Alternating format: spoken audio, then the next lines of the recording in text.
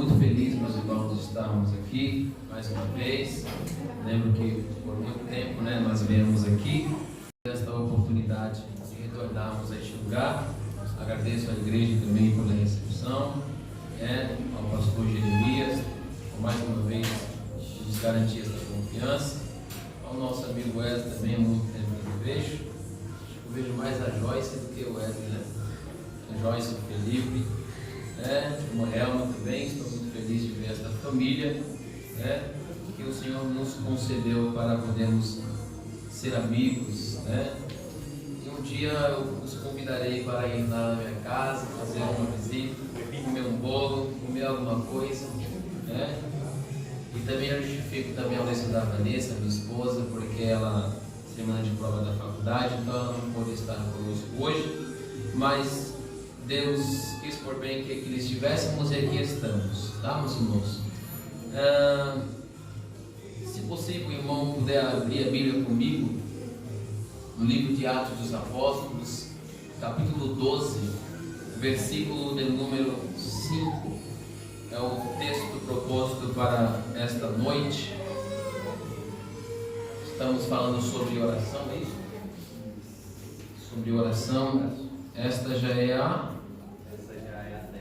14ª-feira. Então os irmãos aí estão um pouco mais de 2 meses falando sobre esse importante tema bíblico, E mais uma vez quero falar com os irmãos sobre a oração, o poder da intercessão da igreja, que está em Atos dos Apóstolos, capítulo 12, versículo 5. Quem achou diz amém?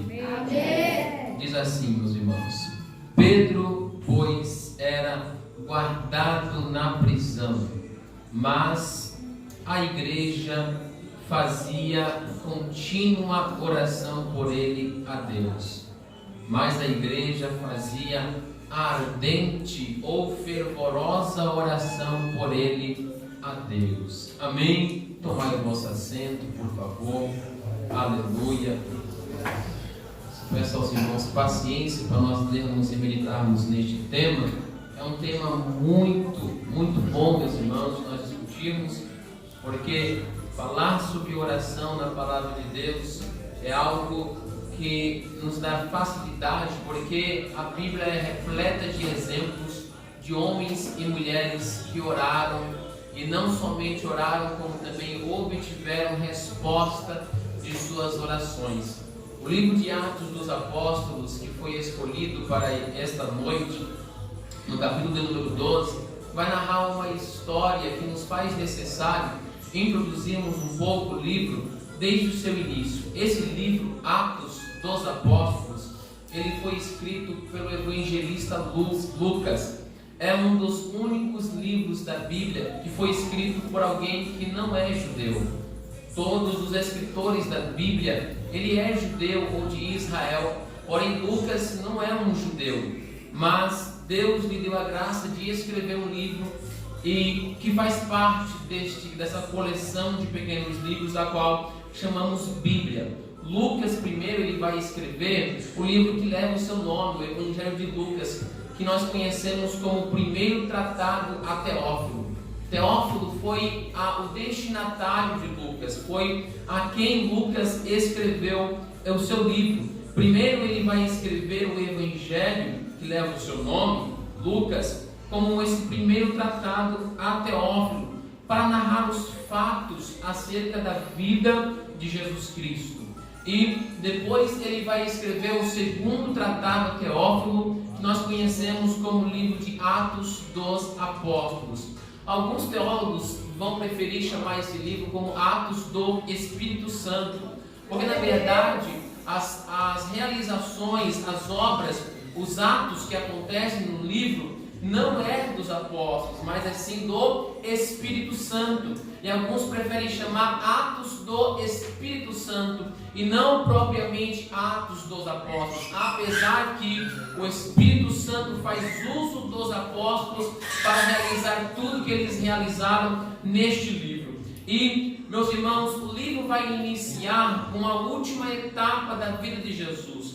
A vida de Jesus, ela é dividida em algumas etapas. Nós vamos perceber isso no Evangelho de Lucas, que vai narrar o nascimento de Jesus Cristo, o ministério de Jesus, a sua morte e a sua ascensão. O nascimento de Jesus acontece em Belém, o seu ministério se dá início em Cafarnaum, a sua morte se dá em Jerusalém e a sua ascensão se dá no Monte das Oliveiras. Então essas são as etapas da vida de Jesus, e no livro de Atos dos Apóstolos nós vamos ver narrado a última etapa, que é a ascensão de Jesus Cristo. E o que é a ascensão de Jesus Cristo? A ascensão de Jesus Cristo é a subida dele ao céu. E neste momento, no contexto do capítulo 1 do livro de Atos, Jesus está dando as últimas instruções aos seus discípulos. Depois de ele ter morrido na Páscoa, depois de ele ter ressuscitado no domingo, ele ficou ainda mais 40 dias na terra, dando as últimas instruções para os apóstolos e discípulos. E no 40º dia, ele então vai ser ascendido ao céu. E a Bíblia diz que quando ele vai se ascender ao céu, ele deixa uma última instrução, que é um versículo que os pregadores costumam muito dizer, que está no versículo 8 do primeiro capítulo, que diz: e ser-me-eis minhas testemunhas, tanto em Jerusalém, na Judéia, Samaria e até os confins da terra, depois que forem cheios do Espírito Santo, depois que forem cheios da virtude e do poder do Espírito Santo.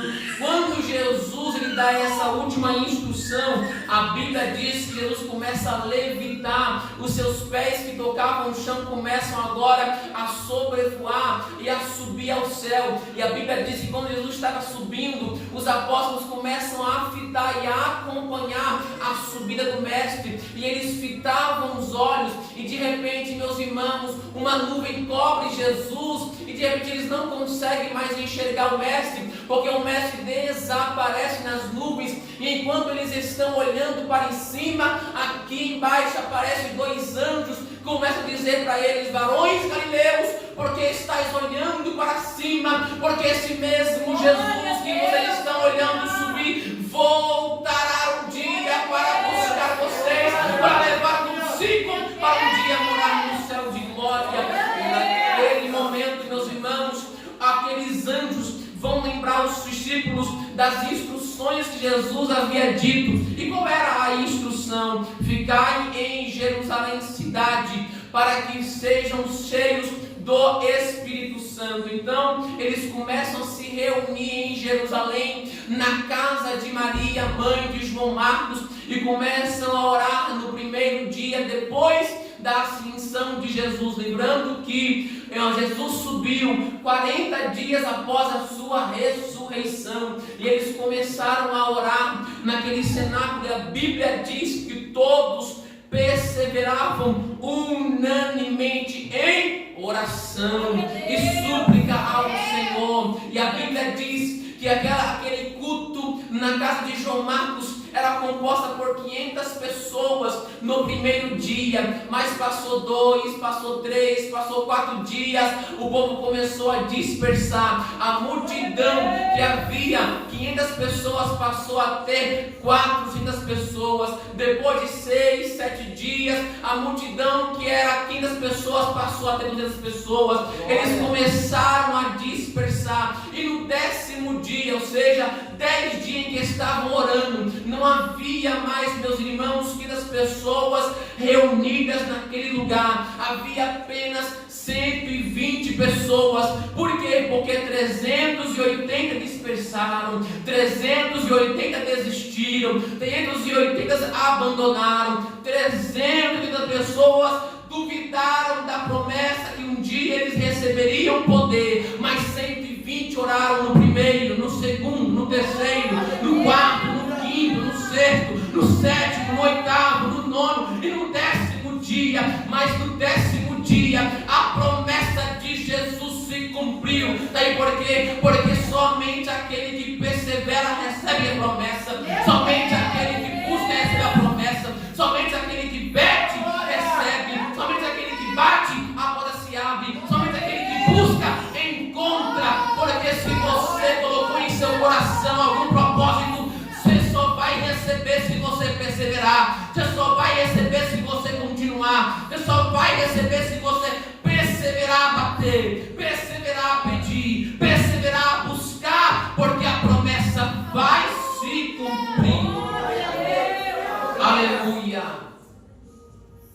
Quem ora, meus irmãos, recebe a promessa. Quem ora recebe o poder do Espírito Santo. E a Bíblia diz então que depois de 10 dias de oração, no capítulo 2 do livro de Atos vai dizer que um vento veemente e impetuoso passa a encher a casa. E todos aqueles que perseveravam foram cheios do Espírito Santo. Eles perseveraram porque eles descobriram que a chave da vitória é a oração. A chave da promessa é a oração. A chave do cumprimento é a oração. Eles continuavam a orar. E a Bíblia diz então que no capítulo 3 de Atos dos Apóstolos, no versículo 1, Pedro e João sabiam que a chave para a vitória deles era a oração. Então, na hora nona, às 3 horas da tarde, eles subiam ao templo para fazer o que, meus irmãos? Orar. Eles subiam ao templo para fazer o que? Orar. Enquanto eles estavam subindo as escadas da porta formosa do templo, havia um homem que estava lá pedindo esmolas. E eles começaram a implorar para Pedro pedindo esmola. E Pedro então responde para aquele homem dizendo: olha para mim. E aquele homem olhando para Pedro, Pedro diz para ele: não tenho prata, não tenho ouro, mas aquilo que eu tenho por meio da oração, isso eu te dou. Levanta e anda em nome de Jesus o Nazareno. Quem ora recebe a promessa. Quem ora é cheio do Espírito Santo. Quem ora tem poder para curar os enfermos, porque através da oração Deus te capacita com dons do seu Espírito. Aleluia. Depois de realizar aquela cura, os saduceus, sacerdotes, começaram a ter inveja dos discípulos e começaram então a perseguir a igreja. E a Bíblia diz no capítulo 4 do livro de Atos que Pedro então é preso. Eles prendem Pedro porque eles querem parar Pedro, eles querem calar a Pedro. E depois de eles serem soltos da prisão, pensando que Pedro não ia mais orar, pensando que Pedro não ia mais pregar, pensando que Pedro não ia mais curar ninguém, a Bíblia diz no versículo 31 do capítulo 4 que, tendo orado, moveu-se o lugar em que estavam reunidos, e todos foram novamente cheios do Espírito Santo. A igreja não pode parar de orar, mesmo que a perseguição chegue na sua casa, mesmo que as pessoas tenham inveja do seu ministério, mesmo que aqueles que não conseguem fazer aquilo que você faz tentam te fazer calar e parar. Não se esqueçam que a chave do seu sucesso está na oração. Não parem de orar porque tem perseguidor. Não parem de orar porque tem pessoas que têm inveja de você. Não parem de orar porque tem pessoas que querem calar o seu ministério. Quanto mais te perseguirem, ora. Quanto mais jogarem pedra em você, ora. Quanto mais levantarem contra a sua vida, ponha o seu joelho no chão e clame ao Deus do céu, porque a chave da vitória está na oração. Aleluia. Depois de eles orarem, meus irmãos, a igreja vai crescer e se expandir. No capítulo número 6 nós vamos ver que agora vai ter viúvas da igreja. E as viúvas judias e as viúvas gregas recebiam a cesta básica, que era a ação social daquela igreja. Porém, aqueles que estavam distribuindo a cesta básica estavam priorizando as mulheres judias em vez das mulheres gregas. Então elas começaram a levantar essa discussão para os apóstolos. Porém, os apóstolos disseram: nós não podemos deixar a oração e o ministério da palavra para servir as mesas. Logo, vamos instituir os diáconos para servir as mesas. Porém, nós perseveraremos na oração. A igreja, meus irmãos, pode ter muitos trabalhos. A igreja pode ter muitas funções. A igreja pode ter grupo de irmãos. A igreja pode ter grupos de varões, de criança. A igreja pode ter escola dominical. A igreja pode ter cesta básica para distribuir para os seus membros. A igreja pode ter culto ao ar livre. Mas se não tiver um momento de oração, a igreja não caminha, a igreja não anda, a igreja não tem sucesso.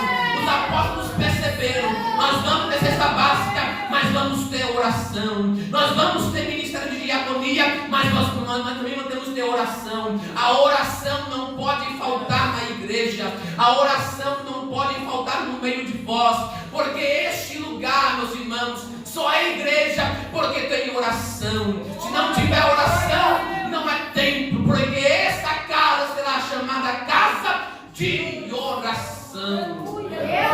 Aleluia.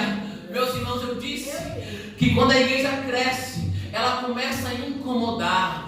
A vizinhança começa a se incomodar na igreja que ora e se expande, na igreja que ora e cresce, na igreja que ora e se alastra. E a Bíblia diz que Estevão começou a pregar, e a pregação de Estevão era tão poderosa que os sacerdotes começaram a olhar para ele e dizer: esse homem não vai parar de pregar, nós temos que matá-lo para ele parar de pregar. Pegaram as pedras então e começaram a atacar em Pedro e em Estevão para poder interromper a sua pregação, porque ele era um homem cheio do Espírito Santo, cheio de fé e cheio de sabedoria.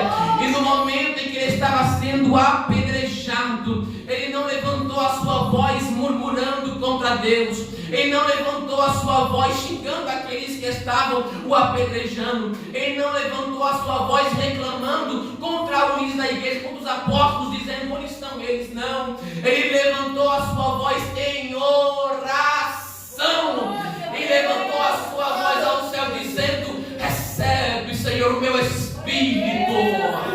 Tem pessoas aqui nesta noite que estão vivendo no meio de pedradas. Tem pessoas nesta noite que as pedras estão chegando a ti, mas não levante a sua voz em murmuração, não levante a sua voz em reclamação, não levante a sua voz em indagação, mas levante a sua voz em oração a Deus, dizendo: ah, Senhor, não impute o pecado a estes, porque eu sei que o Senhor está comigo. Em vez de murmurar, ora. Em vez de reclamar, ora. Em vez de indagar, ora. Porque Deus está contigo mesmo no meio das pedradas que te acusam nessa tua vida. Aleluia. No capítulo de número 8, a Bíblia vai dizer que vai surgir um outro homem, evangelista, Filipe. E Filipe, ele se levanta por causa da oração de um eunuco para pregar para aquele homem. Filipe prega em Samaria. E a Bíblia vai dizer então que quando os samaritanos recebem a palavra do Evangelho, os apóstolos vão até Samaria e oram para que eles recebam a virtude do Espírito Santo. No capítulo 9 do livro de Atos, é a conversão do apóstolo Paulo. Paulo, ele vai em perseguição dos crentes que estão em Damasco, mas no caminho de Damasco, Jesus aparece para Paulo e ele vê a luz, e ele fica cego por causa da luz, do resplendor da glória que está em Jesus Cristo. Paulo então agora passa a não enxergar, ele não consegue ver, ele não consegue contemplar, porque há escamas nos seus olhos. Mas enquanto ele chega em Damasco, a Bíblia diz que Deus vai revelar para Ananias, o discípulo, diz: Ananias, vai até a rua chamada direita, lá você vai encontrar um homem chamado Paulo, que está orando, Enquanto Paulo estava orando, Deus enviou um profeta para que tire as escamas dos seus olhos. Sabe o que significa isso? Quem ora, as escamas caem dos olhos. Quem ora, a cegueira não ataca. Quem ora, Deus revela. Quem ora, Deus esclarece. Talvez tenha uma situação na sua vida que você olha, mas não consegue enxergar a saída. Mas se você orar, Deus vai tirar a escama dos seus olhos e vai te revelar o caminho aonde você deve seguir. Quem ora, as escamas caem dos olhos. Quem ora, meus irmãos, recebe revelação. Tem pessoas que querem pregar o Wesley, mas quando lê a palavra, parece que só vê escuridão. Mas quando ele escolhe orar antes de abrir a Bíblia, quando ele abre, ele começa a desvendar os mistérios que estão escondidos na palavra, porque é a oração, meus irmãos, que traz revelação, é a oração que traz clareza, é a oração que traz visão para o crente. Paulo orava, e foi por isso que ele enxergava. No capítulo número 10, nós vamos ver a história de um homem chamado Cornélio. Era um centurião, não era judeu. A Bíblia diz que ele morava em Cesareia, e ele era um homem piedoso, um homem temente a Deus, com toda a sua casa, que fazia esmolas ao povo, e de contínuo orava a Deus, orava a Deus. Cornélio não conhecia ainda o Evangelho, Cornélio não conhecia ainda Jesus, Cornélio não conhecia ainda a salvação, mas orava. Não conhecia ainda o arrependimento de pecados, mas orava. E Deus falou para Cornélio: Cornélio, envia servos seus para Jope, para buscar um homem que vai pregar para ti. Quando Pedro chega na casa de Cornélio e prega, eles recebem o Espírito Santo. Sabe o que significa isso? Quem ora tem salvação. Quem ora há arrependimento de pecados. Se você tem alguém que você gostaria que estivesse contigo neste lugar, assentado ao seu lado, passe a orar, porque onde tem oração tem salvação, onde tem oração tem cumprimento de promessa, onde tem oração tem batismo com o Espírito Santo, onde tem oração Deus enche com o seu poder e com a sua virtude, onde tem oração Deus distribui dons espirituais para curar os enfermos, onde tem oração Deus cumpre promessa. No capítulo número 11, Pedro então vai justificar para aqueles homens apóstolos que a salvação chegou na casa de Cornélio. E então nós chegamos no capítulo número 12. É a história, meus irmãos, que nós lemos. E a Bíblia diz que vai começar essa história dizendo, se você puder acompanhar comigo, no capítulo número 12, versículo 1. Aleluia! A Bíblia diz que por aquele mesmo tempo, o rei Herodes estendeu as mãos sobre alguns da igreja para os maltratar. Para quem lê a Bíblia, vai pensar que esse Herodes é o mesmo Herodes que mandou matar os meninos quando Jesus nascia. Mas não é o mesmo Herodes. Aquele Herodes é o Herodes o Grande, que mandou matar os meninos quando Jesus estava nascendo. Houve também o outro Herodes, que era o Herodes Antipas. O Herodes Antipas foi aquele que mandou decapitar João Batista, e também o mesmo que interrogou Jesus. Herodes o Grande é o vô deste Herodes aqui, do capítulo 12 de Atos. Herodes Antipas, o que matou João Batista, é o tio desse Herodes Agripa I. Ele é o sobrinho de Antipas e o neto de Herodes o Grande. E a Bíblia vai dizer que ele se estendeu as suas mãos para a igreja para os maltratar. Sabe por quê? Porque o imperador Cláudio, vai dizer a história, entregou para esse Herodes Agripa I as regiões da Samaria e da Judéia. E o que isso quer dizer, pregador? Porque a promessa em Atos 1:8 era que eles fossem testemunhas em Jerusalém, Judéia, Samaria, até os confins da terra. Saiba de uma coisa: em cada região onde nós entramos, onde a igreja entra, há espíritos dominadores. Porque a nossa luta não é contra a carne nem contra o sangue, mas contra os príncipes das trevas deste século. Saiba de uma coisa: quando você entra em São Paulo, há um principado que rege sobre esta região. Quando você sai de São Paulo para ir para Campinas, há um principado que rege em Campinas. Se você sai de São Paulo para ir para Minas Gerais, há um principado que rege em Minas Gerais. Há um principado no Rio de Janeiro ou no Espírito Santo. Então a Bíblia diz que que eles seriam testemunha em Jerusalém, cidade, missão cidatina. Depois seriam testemunhas em Judéia e Samaria, missão estadual. Depois seriam testemunhas até os confins da terra, missão internacional. Ou seja, são os vários âmbitos da missão.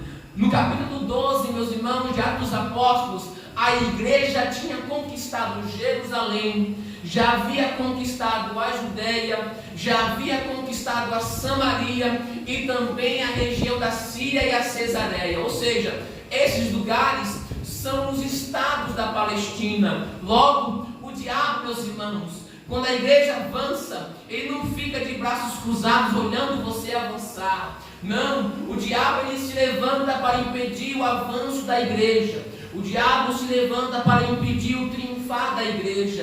E este Herodes se levanta para impedir o avanço do povo de Deus, porque ele percebeu que eles haviam conquistado as regiões da Palestina. E qual é a primeira atitude de Herodes? Versículo 2: e ele matou a espada Tiago. E ele matou a espada Tiago, irmão de João. Sabe quem era Tiago? Tiago era o presidente da igreja de Jerusalém, era o líder maior da igreja daquele século. Quando Jesus subiu ao céu, deixou Tiago como seu sucessor e líder. O diabo não vai atacar os mais fracos, o diabo não vai atacar os menos influentes, ele vai atacar os que estão em posições elevadas, os líderes, porque ele pensa que atacar os líderes, as ovelhas irão dispersar. Depois que ele mata Tiago, ele prende quem? Pedro. Pedro é o segundo líder e presidente da igreja de Jerusalém. Ele prende a Pedro, mata Tiago, pensando que a igreja não vai mais avançar, pensando que a igreja não vai mais evoluir. Mas enquanto, meus irmãos, Tiago está morto, enquanto Pedro está preso, enquanto a liderança não está mais agindo ativamente na igreja, a igreja teve uma ideia brilhante, a igreja teve uma ideia sensacional. Eles chegaram à conclusão dizendo: olha, nós podemos ter líderes humanos, podemos ter líderes como homens ou mulheres sobre nós, mas quem é o dono desta obra não é Tiago, quem é o dono desta obra não é Pedro, quem é o dono desta obra não é João, é o Deus Todo-Poderoso, é Jesus de Nazaré. Eles não foram atrás de Pedro na prisão, mas eles foram para a oração. Quando alguém te decepcionar na terra, não vai reclamar com outro alguém igual você. Vai para o seu quarto, fechar a sua porta e falar com o dono desta obra que está no céu.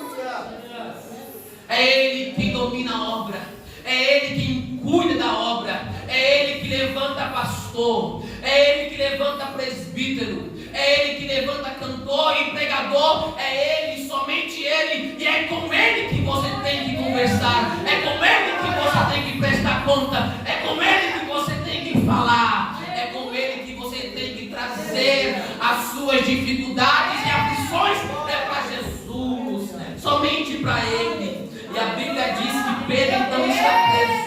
Quando ele está preso, meus irmãos, por 4 quaternos de soldados. Os romanos dividiam a madrugada em 4 etapas. 4 etapas era a divisão da madrugada da vigília romana. Começava, meus irmãos, a partir das 6 horas da tarde, das 6 às 9, das 9 às 12, das 12 às 3 horas da manhã e das 3 da manhã às 3 horas da manhã. Ou seja, em cada etapa da vigília eles colocavam um soldado que vigiava Pedro. E Pedro, além de estar sendo vigiado por soldados, havia algemas que o prendia. E nessas algemas estavam presos a correntes.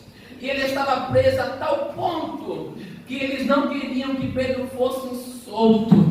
Mas eu tenho, meus irmãos, uma notícia para vocês nesta noite. Não tem soldado ou algema que prende o poder da oração. O poder da oração atravessa atravessa, meus irmãos, 3 céus e não vai atravessar vigílias e algemas. A oração tem poder para atravessar esse teto. A oração tem poder para passar o cosmo. A oração tem poder para atravessar a região universal e chega no trono da graça. Ninguém impede um crente que ora. Ninguém para a voz daquele que está aos pés do Senhor Jesus. Enquanto Pedro estava preso a orar, a igreja orava. Enquanto Pedro estava preso, a igreja intercedia. Enquanto Pedro estava sendo calado pela prisão, a igreja estava falando pela oração. E naquele momento, quando Pedro estava orando, a Bíblia diz que aparece um anjo. Eu já vou encerrar, meus irmãos, não vou demorar muito. A Bíblia diz que aparece um anjo, e o anjo ele toca em Pedro, e a primeira coisa que o anjo diz é: levanta, Pedro, levanta, Pedro. Quando o anjo aparece, acontece alguma coisa. Quando o anjo aparece, alguma coisa tem que acontecer. A Bíblia diz que Gideão estava malhando o trigo no lagar. O anjo apareceu para ele e disse: varão valoroso, o Senhor é contigo. Gideão disse: como o Senhor é comigo, se estamos sofrendo na mão dos midianitas? Mas o anjo disse: o Senhor está contigo para livrar o povo de Israel dos midianitas.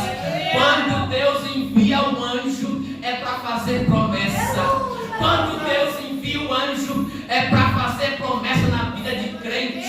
E eu acredito que Deus está enviando anjos para fazer promessa de vitória nesta noite. Meus irmãos, eu não falo aqui por jargão de pregador, porque eu falo é pela palavra. Se eu sou o pregador da palavra, ela é viva para cumprir aquilo que ela está sendo anunciada. Aleluia! Quando o anjo aparece, além de fazer promessa, é para dar vitória. Quando o anjo aparece, é para dar vitória. A Bíblia diz que Ezequias estava sendo cercado pelos sírios. E quando Ezequias ora no templo, olha aí a oração. Quando Ezequias ora no templo, não tem escape para ele, porque há 185 mil soldados cercando Jerusalém. Mas Ezequias orou, e o que aconteceu? Deus enviou 2 anjos. Deus enviou 3 anjos. Deus enviou uma legião? Não, Deus enviou um anjo. E um anjo matou 185 mil soldados assírios. Quando Deus envia anjo, é para dar vitória. Quando Deus envia anjo, é para declarar a vitória na batalha do crente. Aleluia. Se eu fosse você que está nesse lugar, eu tomava posse, meus irmãos, dessa palavra. Eu tomava posse, eu não ficava calado. Mesmo que seja uma noite de quarta-feira, é a palavra que está sendo pregada. Eu tomo posse. Se você não toma posse, eu tomo posse. Porque eu quero vitória para minha casa. Eu quero vitória para minha causa.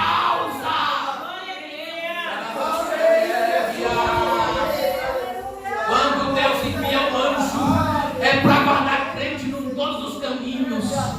Quando Deus envia anjo, é para proteger crente em todos os seus caminhos. Salmos 91, versículo 11 diz: e dará ordem aos anjos ao seu respeito, para o guardar em todos os seus caminhos. Quando você se levanta de manhã para ir ao trabalho, tem um anjo guardando o seu caminho. Quando você vem para a igreja nesta noite, tem um anjo guardando o seu caminho. Quando você vai para longe, tem um anjo guardando o seu caminho. Quando você vai para perto, tem um anjo guardando o seu caminho. Toma posse. Quando o anjo aparece, é para dar resposta de oração. Quando o anjo aparece, é para dar resposta de oração. A Bíblia diz que Daniel passou a orar. E ele orava, passou 2 dias, 3 dias, 10 dias, 15 dias, 20 dias, 21 dias ele orando. E o anjo aparece no 21º dia.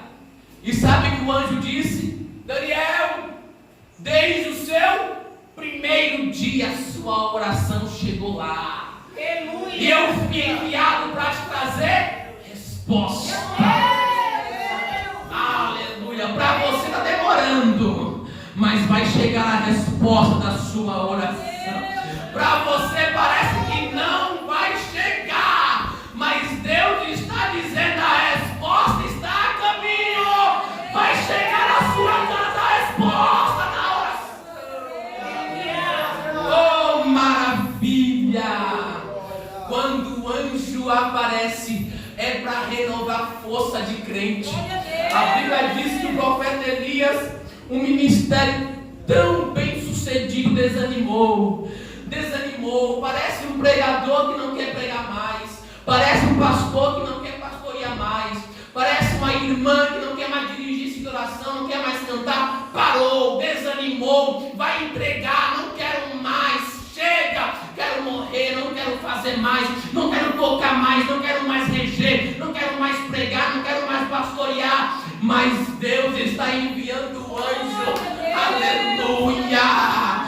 Você que está tentando parar no meio da caminhada, o anjo está chegando no seu lado, vai te cutucar e vai dizer: quem disse que é para parar? Quem disse que é para interromper o ministério?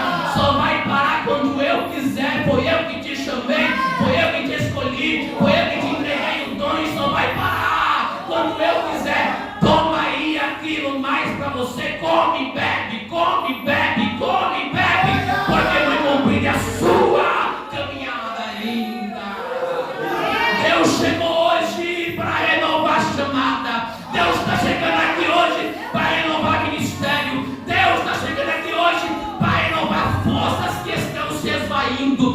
Deus está chegando para renovar a promessa. Deus está chegando para te dar sustento. Levanta sua mão nesta noite, receba a renovação de Deus, receba renovo, receba motivação. Deus está te dando um choque de ânimo. Desperta, levanta, come, bebe, porque ainda tem muito para fazer nesta terra.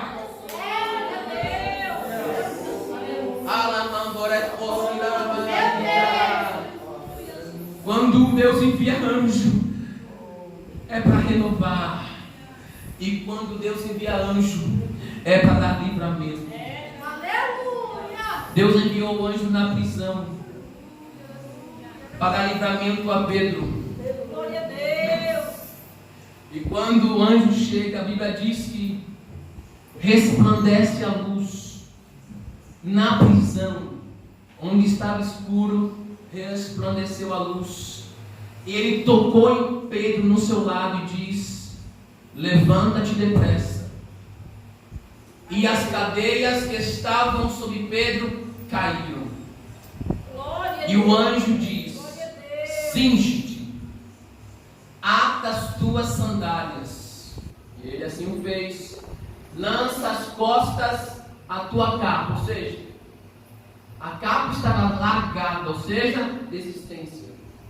Vou parar. O anjo fez o quê? Cinge.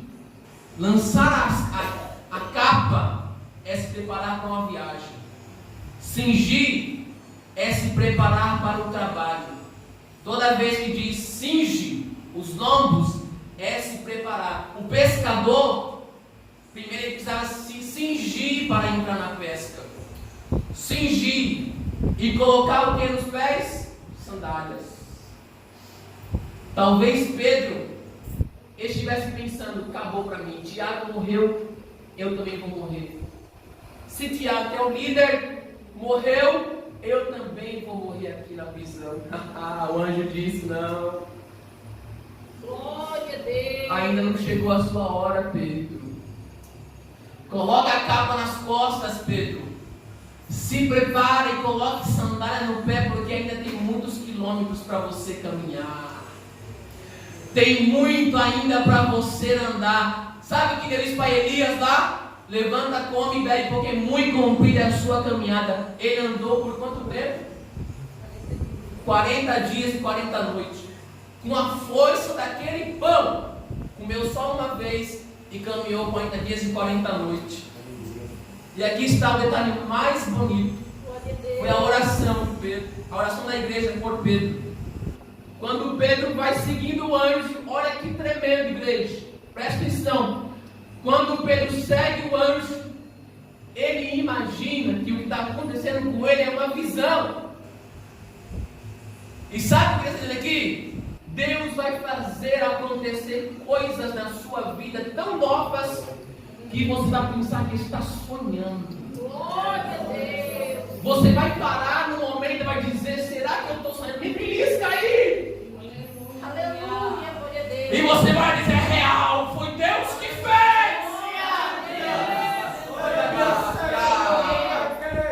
Você vai pensar que está sonhando, é um sonho. O que está acontecendo comigo? Deus falando: não é real, porque eu sou poderoso para fazer na sua vida. Pedro pensava que era um sonho, mas Deus realiza sonho. Glória a Deus. E quando ele sai da prisão para encerrar, há um portão ainda, Wesley.